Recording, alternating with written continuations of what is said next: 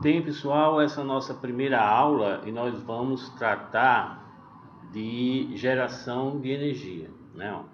Porque nós estamos focando nesse assunto, geração de energia. Porque, pessoal, vocês vão perceber a importância que é um engenheiro civil e um engenheiro mecânico com relação à geração de energia. Então, os primeiros projetos de elaboração para uma usina hidrelétrica, uma usina de termoelétrica, principalmente a usina nuclear, né? Uma usina de energia solar, ela depende muito do engenheiro civil, ok? Então os alunos acham que a questão de energia é para o engenheiro elétrico. Não, então nós temos uma responsabilidade muito grande com relação, principalmente à geração de energia. No Brasil, a predominância de geração de energia está na responsabilidade de energia hidrelétrica, ok? E é um processo bastante complicado hoje devido a questões ambientais, a questão indígena e outros fatores, né? E estamos buscando uma forma mais limpa de geração de energia. Nessa nossa primeira aula, nós vamos trabalhar com relação a esse sistema de geração de energia. Então, pessoal, para isso nós vamos definir quais são os tipos e vamos descrever ele, né, e colocar as suas características para depois nós discutirmos a questão da energia em Roraima, ok? As políticas energéticas utilizadas para o desenvolvimento do nosso estado. Então, como nós falamos, pessoal, a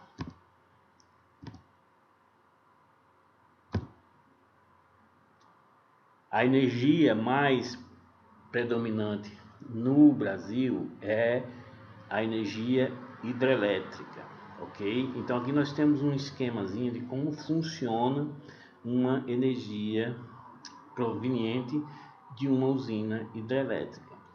Então, pessoal, todo esse projeto para a construção de uma usina desse tipo aqui depende muito do engenheiro civil. Primeiro, ele vai ter que calcular a bacia aonde essa usina ela vai ser construída. Será que a quantidade de chuva, ou seja, o índice pluviométrico daquela região, irá tornar essa barragem com um volume adequado para a geração daquela potência de energia? Então você pode ter um terreno bastante acidentado, então você já fica imaginando, opa, isso aqui dá para construir uma usina hidrelétrica. Uma vez eu falei isso lá na Serra do Tepequém, quase que me bate, né? Mas beleza, vamos lá. E primeiros estudos são feitos com relação à topografia, à bacia hidrográfica, né? E alguns aspectos topográficos importantes para a construção de uma usina hidrelétrica, né? Então, a capacidade de geração da usina hidrelétrica está muito relacionada com esses fatores. Então, esses primeiros estudos são todos elaborados por um engenheiro civil. E ele joga isso também para um outro engenheiro civil que vai fazer o projeto da usina hidrelétrica. Então, basicamente, a usina ela vai ser constituída de um reservatório. Na sua grande maioria, esses reservatórios, né, eles alagam uma quantidade de terras muito grande, né? E na grande maioria essas terras são aquelas terras que a gente chama terras baixas, né? Terra de várzea, por exemplo, aonde o solo ele é mais rico. Então, por ele ser mais rico, ele tem um potencial na questão de agronomia muito grande. Então, essa área basicamente vai ser perdida porque vai ser inundada, né? Em alguns aspectos, essa inundação ela é interessante, né? Principalmente para a questão de outras atividades, né, como a piscicultura. Então tem gente que gosta de ter represa porque ele pode trabalhar no ramo da piscicultura. Mas hoje os projetos de usina hidrelétrica são bastante eficiente, que essas barragens, ela não precisa ser muito grandes, a altura dela não precisa ser muito altas.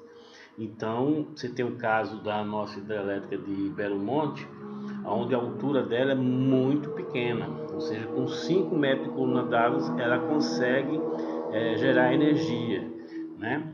Isso deve-se também à questão da eficiência da turbina que foi construída para aquela usina. As usinas mais antigas, como Itaipu, Paulo Afonso, Sobradinho, Xingu, são usinas muito ineficientes com relação à produção de energia. Então ela precisa de uma altura maior, então obviamente vai ter uma área mais alagada, e esses reservatórios, eles são muito grandes. Ok? Aqui nós temos alguns procedimentos que são bem recentes. Um exemplo é esse sistema aqui, ó, de transposição para peixes, né? Ó. Então, quando o peixe ele vai desovar para produção, para reprodução, ele precisa subir contra a corrente. Então, nas hidrelétricas mais novas existe esse elevadorzinho, que é uma corrente artificial, que o peixe consegue, como fosse uma escadinha, ele consegue voltar para o reservatório e desovar na nascente dos rios, né? Ó. Então nós temos aqui um vertedouro, né? Ó, e nós temos esse vertedouro, ele consegue controlar a água, né? Ó, por exemplo, você coloca uma hidrelétrica e a vazão dela diminui, né? Eu não sei como é a montante ou a jusante, ou seja, abaixo dela, né, que o sistema de navegação fica até certo ponto prejudicado, interrompido. Então, essa invertedora serve também para controlar o nível do rio que fica abaixo da hidrelétrica. Né? Tivemos até um caso recentemente onde teve que abrir as comportas da hidrelétrica de Itaipu porque os barcos levando soja para o Rio do Prata não estavam conseguindo passar porque estava muito baixo. Aí eles liberam água para aumentar esse nível e os barcos continuar o seu serviço na retirada da soja para exportação. Né? Tem muitas finalidades. Aqui você tem também as turbinas, né, que são ligadas aos geradores. Então esse processo de geração de energia, nós vamos ver o esquema mais adiante, passa por uma usina geradora. Então aqui você vai passar por um processo de transformação, ou seja, você vai gerar uma energia creio que aqui é 13.800 volts, né, de diferença potencial, e aqui você vai passar por um processo de transformação na usina geradora, para depois você ter a transmissão para onde essa energia vai ser consumida, né? A grande maioria dos casos nós temos transmissão com corrente alternada, e dependendo da distância onde vai ser transmitida essa energia, você eleva essa diferença de potencial para poder ocorrer a transmissão com uma baixa perda de carga, né? Então, dependendo da situação, você vai ter linha de transmissão de 40 mil volts, tem de 60 mil volts, de 120 mil volts, né? Depende da distância. A nossa linha de transmissão que vem de Guri, ela é de 120 mil volts, né? Porque ela sai lá de Guri, que fica na cidade de Bolívar, e vem para Boa Vista. Mas antes disso, como você gera a 13.800 volts, você vai ter que elevar essa corrente, ok? Essa diferença potencial. E ou você trabalha com ela corrente alternada ou com corrente contínua. Corrente contínua, a transmissão fica mais fácil, né? A perda na transmissão é menor do que corrente alternada. Então, pessoal, vocês podem ter certeza do que eu vou afirmar. A nossa geração de energia aqui na Amazônia é para São Paulo.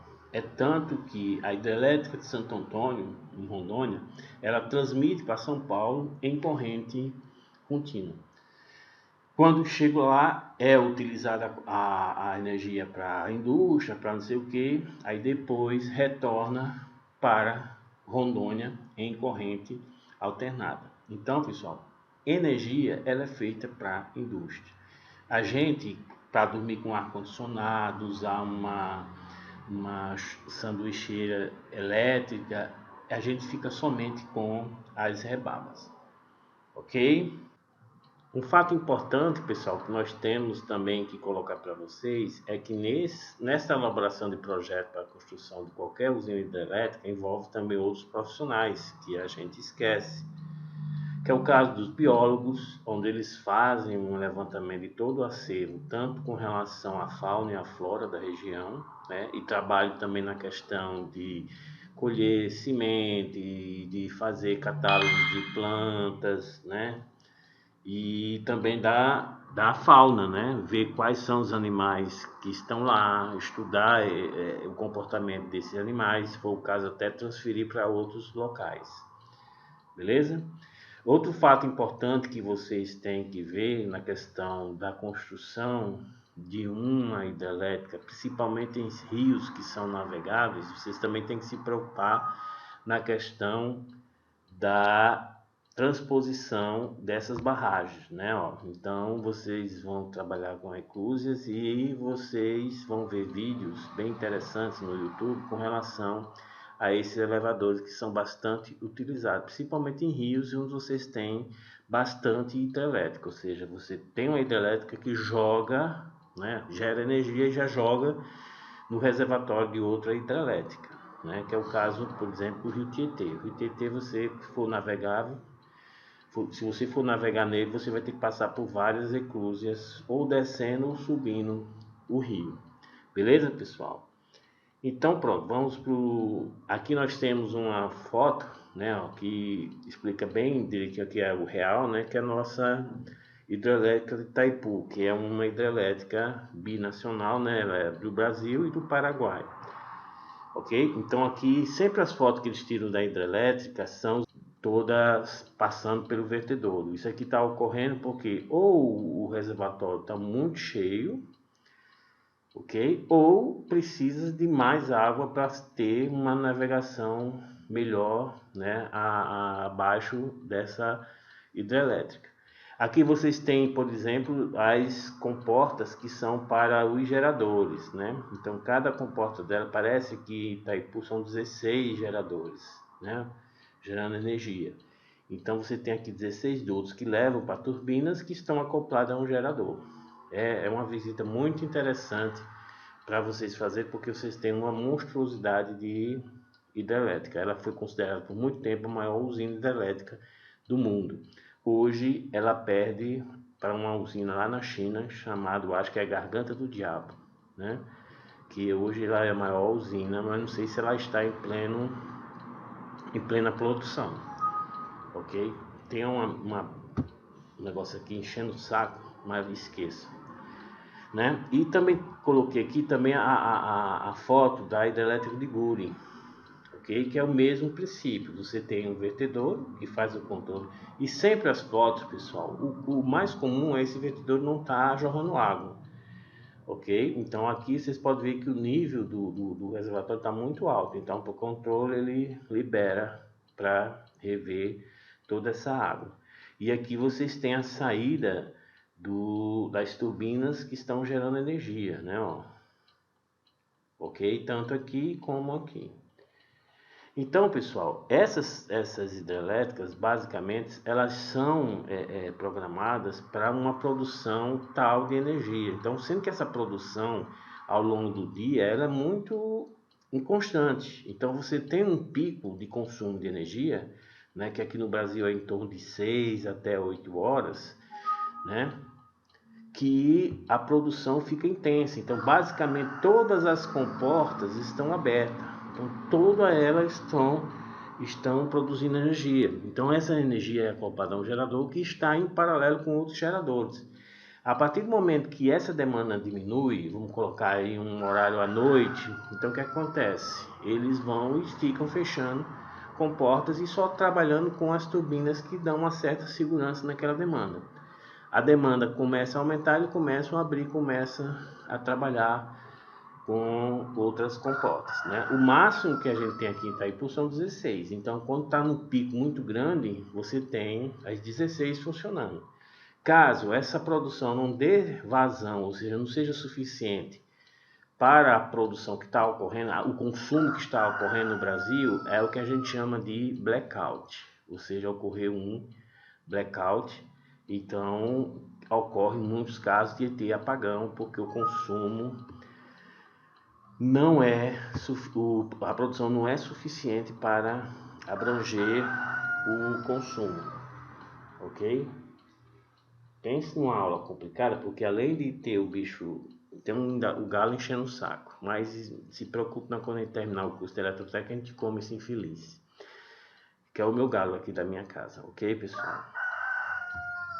Então, pessoal, aqui nós temos um esqueminha, né, de como é que funciona a turbina acoplada a um gerador, né? Então você tem aqui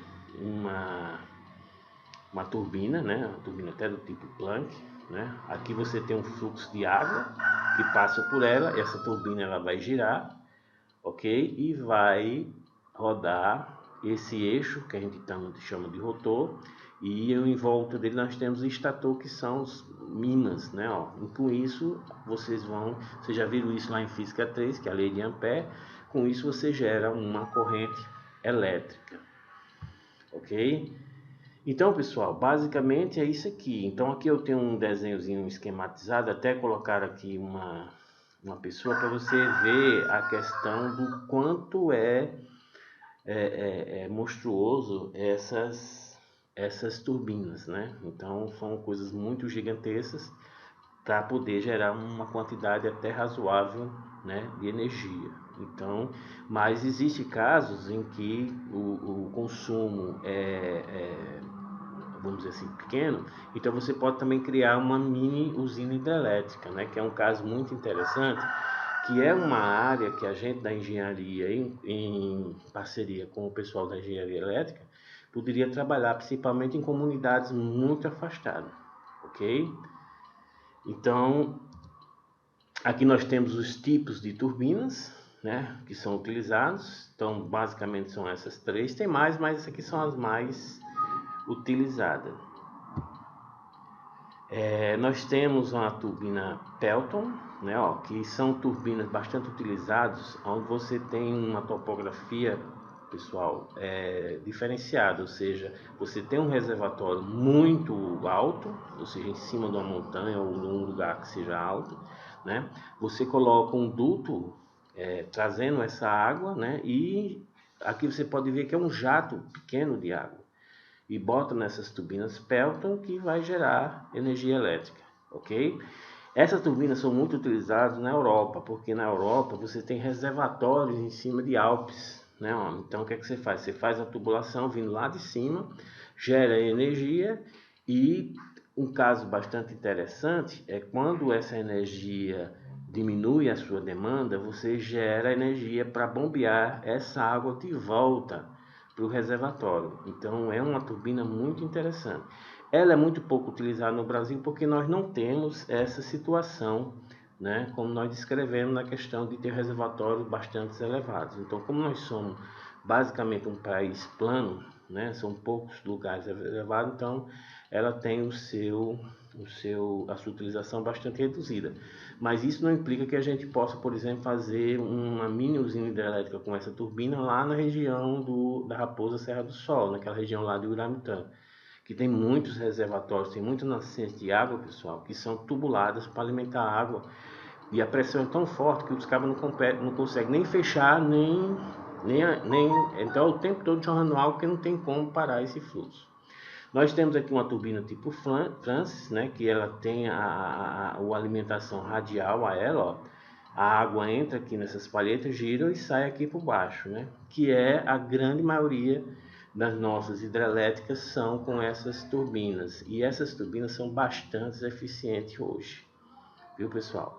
Elas são bastante eficientes, é tanto que esse tipo de turbina hoje lá na hidrelétrica de Belo Monte, né, ela foi uma usina, toda ela elaborada, basicamente uma oficina em fundo de quintal, e ela é bastante utilizada hoje e ela tem uma eficiência muito grande, principalmente para baixa vazão de água, ok? Com a água com uma represa com altura pequena. Essa é uma turbina tipo Kaplan, né? Ó, que ela eu confesso que deve ter usinas trabalhando com essas turbinas, mas eu dizer assim qual delas eu não sei, né? É uma turbina também muito boa, uma eficiência muito boa, né? E a nível mundial elas são bastante utilizadas, principalmente nos Estados Unidos. Agora vamos trabalhar com energia eólica, que hoje é a que mais se desenvolve no Brasil com relação à geração de energia. Quem conhece as praias do Nordeste já é comum, né, já fica bem familiarizado com essa paisagem. Várias torres, né, captando vento e transformando esse vento em energia eólica. Né? Vamos fazer uma live para discutir todos esses temas de energia com relação a Roraima, né? Para ver se é capaz ou não.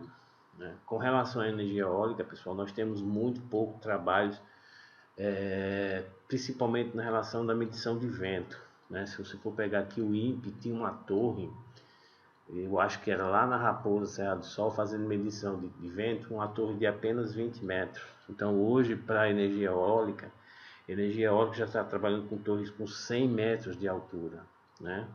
Muito embora hoje não é preciso mais você construir essas torres para medir vento, porque você tem imagem de satélite. O satélite já calcula o vento para vocês, né? Através do vórtice, ele diz qual é a velocidade do vento em a altura que você quiser. O ruim é que o Brasil não detém esses dados, então ele precisa comprar esses dados com relação a satélite específico para essa função. Mas é uma energia muito interessante para a gente trabalhar. Ok, pessoal? Aqui nós temos um esquemazinho de como é uma torre de geração de energia eólica, né? Toda sofisticada e toda bonitinha aqui, né? O Brasil não detém essa tecnologia, então todas as torres que o Brasil coloca em funcionamento, pessoal, a grande maioria delas são de tecnologia que nós temos que importar, né? Principalmente da Alemanha, que é um primeiro mundo com relação a essas torres e esses geradores eólicos, né? Na grande maioria dos casos, quando você anda pelo Nordeste, você vai dar de encontro com as carretas, com essas pás desses cataventos aí que são estupidamente grandes, né? Ah, professor, quer dizer que a energia eólica é o bicho? Ela não é bem assim. Ela causa um impacto também, né? Principalmente o impacto visual. Quando você vai para uma praia hoje no Nordeste, que você entra assim no mar, que olha assim, você fica assim, cara, que coisa feia, né? Então causa aquela poluição visual muito grande. É tanto que tem hoje cidades turísticas que não querem mais que construam torres na visão da praia, né? Eles querem que você adentre com essas torres para tirar esse visual da onde os turistas estão. Então tá ocorrendo esse dilema com relação a essas torres. Essas torres, quem conhece, que já passou por baixo, elas fazem muita zoada. É uma zoada que incomoda. Então ela passa o dia todo girando e você fica dormindo, fica com aquela zoada de uns 500 carapanã nas suas oiças. Então é um negócio muito complicado. E além do mais, tem ambientalistas que diz que essas torres elas interferem na linha migratória dos pássaros, né, matando alguma coisa desse tipo. Então, nenhuma forma de geração de energia elétrica ela é 100% limpa, ela é 100% ecologicamente correta. Cada uma tem as suas desvantagens, cada uma tem as suas vantagens. Então, se a gente for discutir com relação a Roraima, pessoal, a gente vai ter que criar uma live para a gente colocar todas essas energias com relação aqui a Roraima. E nós estamos no processo de Roraima querendo entrar na interligação nacional, né, ser interligado com o sistema de distribuição de energia elétrica do Brasil, e para isso Roraima tem que ter uma fonte de energia, ou seja, ela tem que produzir energia, ela tem que dar a sua contribuição, né? E esse é o perrengue que nós estamos trabalhando. Não é à toa que estão aí construindo muitas energias, muitas usinas termoelétricas para a produção de energia, e estão esquecendo um pouco tanto da energia solar, né, que também é uma coisa que nós vamos discutir mais na frente, como também energia eólica. Vamos também discutir para ver se é viável ou não. Ou se não, um sistema híbrido, né, com eólica, a fotovoltaica e a hidrelétrica. Ok, pessoal? Então aqui, pessoal, nós temos um esquema de como é a nossa turbina, né? Ó, a nossa turbina lá em cima na torre. Então vocês têm as pás, né? Essas pás, de acordo com o vento, elas ficam girando, né? Então, professor, precisamos de muito vento. Não é assim, pessoal. O potencial para a produção de energia eólica não é muito vento. O que a gente tem que ter uma certa constância. Aqui em Roraima, a gente tem os meses do Cruviano, né? Que é aquelas meses que ventam muito, à noite, de dia, aquele negócio todo. Mas é uma coisa inconstante. Então é uma coisa que ou venta demais ou é de menos, né? Já você estando na beira do mar, lá no Ceará ou lá no Rio Grande do Norte, a constância do vento é a mesma. Então o que é de manhã é de noite. Então isso é muito bom para a geração de energia eólica, né? E o sistema ele é constituído dessas torres que captam esse vento, né? Aí tem um sistema de rotor que vai para um que a gente chama, pessoal, de embreagem, né? Que é um sistema de polias ou de roldanas que vão transformar essa rotação, ou seja, que pode ser diferenciada, né, numa rotação constante para um gerador que fica aqui na parte traseira. Ó. Isso aqui você tem um gerador, né? Aqui você tem um acoplamento elástico vindo do diferencial, né? Que é o multiplicador de energia, que a gente chama de embreagem. Ou seja, nesse diferencial você pode parar ou não a turbina de funcionar, né? Então, e ele também vai tornar uma velocidade mais constante. Ou seja, se essa turbina começar a girar muito, ou seja, o vento for muito forte, ele muda o sistema de engrenagem, né? E volta para uma velocidade mais constante, ok? Então tudo isso é automatizado por esse sistema de controle aqui, ó. Você tem também a rotação da torre, né? Essa rotação é feita pelo leme. A responsabilidade de girar é o leme, ok? Então quando o vento muda de direção, esse leme recebe essa informação e ele vai para a posição onde tem a predominância de vento. Então você tem um controle dessa mudança de direção desse motorzinho aqui, ó, que é um sistema de freio, ok? Para não ter um impacto muito grande, porque esse negócio é um negócio muito sofisticado. Uma torre dessa, pessoal, é muito cara. Uma torre dessa hoje, dependendo também da capacidade de produção de energia, chega em torno de 100 milhões de dólares, ok? É muito caro, né? E aqui você tem um sistema bem simples de como funciona uma turbina eólica moderna. Hoje eles são mais sofisticados, né? Tem sistema tudo automatizado, você só fica numa sala com ar-condicionado e vendo quais são as torres que estão tendo problema. Então você detecta isso no seu computador, entra no carro, vai lá com a equipe de manutenção e faz a manutenção daquela torre, ok? Também peguei nesse arquivo, pessoal, que eu vou até passar para vocês darem uma lidazinha, né, para vocês se inteirarem nessa questão energética, que é muito importante, né? E eu encontrei esse mapa, né, que diz a velocidade média anual de vento, né, numa altura de 50 metros. Então, quando você fala da questão de energia eólica, pessoal, você tem que dizer a altura, porque houve um desenvolvimento muito grande com relação a essas torres de captação de vento. Tinha torres, começou com torres de 20 metros. Hoje você tem torres até de 120, 150 metros de altura. Não no Brasil, porque não precisa, mas em alguns cantos onde os ventos são maiores, né? Isso por algum fator com relação ao relevo, né? Ele precisa de uma altura maior. Então perceba que de acordo com esse mapa que nós estamos colocando aqui, ó, a região litorânea do Nordeste, principalmente aqui, ó, esse estado que é a coisa mais linda do mundo, que se chama Rio Grande do Norte, onde eu tive a felicidade de nascer aqui nessa região aqui, ó, que é Natal, ele tem uma potencialidade tremenda com relação a essa velocidade, né? Ó.